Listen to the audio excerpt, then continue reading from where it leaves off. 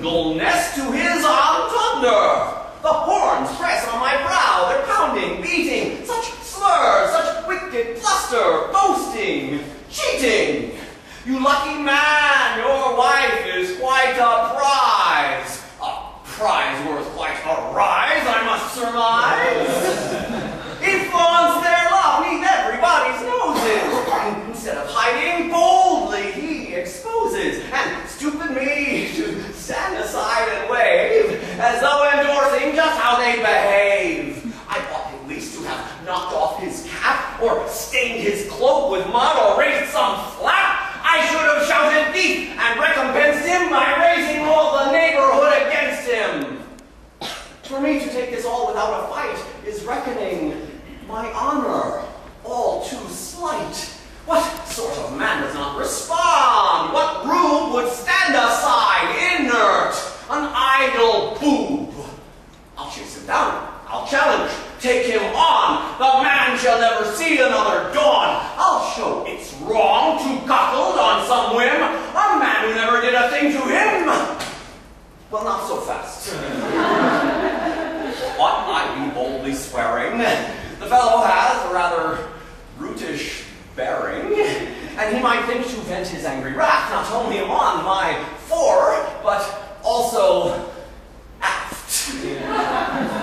I am a peaceful man down at the core, and don't go around provoking any war. The virtuous will turn the other cheek to men who are not peaceable and meek. And yet, my honor sees this provocation and dictates that I take retaliation. Well done, good honor! Man your rightful station! I will not stand for taking your dictation.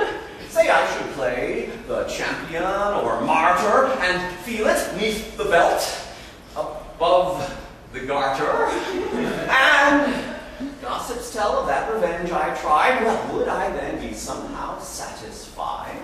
I think when all is done that I would rather remain a cuckold than become cadaver.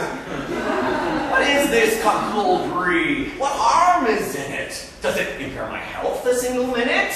A plague upon the fellow who first tied one's honor to the actions of his bride. Why should my name be slandered and abased because my wife is not completely chaste? Since when do we let guilty party pass while it's the innocent that we harass? Can one explain that odd result to me, where one is blamed for wife's adultery? How can we stand for such inequity? It doesn't seem at all correct to me. Is life not simply difficult enough without dishonor added to this stuff? There's sickness, hunger, pestilence, and war, which on their own are ample without more. These things will chase us down without our stirring. Must we here pad the list then by incurring our honor's wrath at every irritation? No! No more self-inflicted flagellation. As it's my wife who has performed this vice, I'll let her suffer here, and do not think twice. If nothing else, it soothes me yet to know the status that it gives me is quite quo. And wiser men than I know to keep quiet instead of drawing notice, raising riot.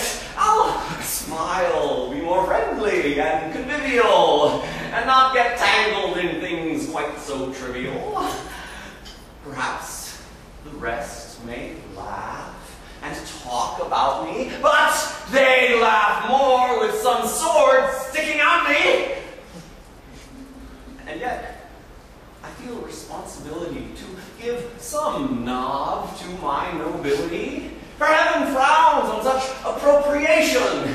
It's not a Christian form of recreation. I cannot let this go without the pleasure of taking some sort of heroic measure. I'll take my own back on this.